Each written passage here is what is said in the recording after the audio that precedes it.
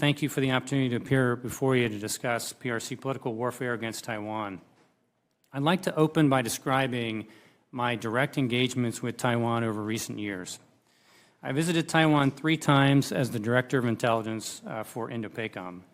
I happen to be the first 2-star active duty flag or general officer to visit Taiwan in over 40 years when I flew to Taipei to brief President Tsai in 2021.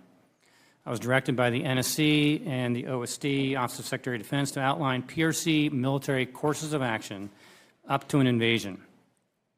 During this briefing, and another one I delivered a year later in 2022 to share lessons from Russia's invasion of Ukraine, I highlighted the most serious threats to Taiwan's survival. While we mainly discussed high-intensity combat operations under modern conditions, one of the major points I made was that Taiwan wouldn't survive if it only focused on an outside-in strategy of hardening its outer shell with military forces. Taiwan would need to apply equal efforts at strengthening its gooey center to ward off threats from the inside. Decades of PRC political warfare machinations had created vulnerabilities inside Taiwan that the PRC wouldn't hesitate to exploit during an attempted takeover.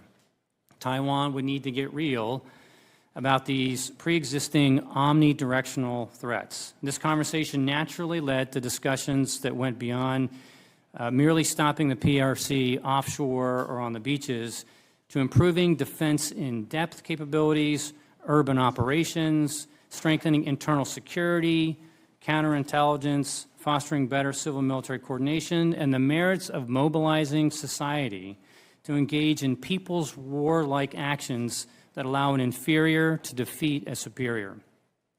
After my presentation, President Tsai declared she had waited 4 years for such a briefing, and she came over to me in a time of COVID, and we knocked elbows together.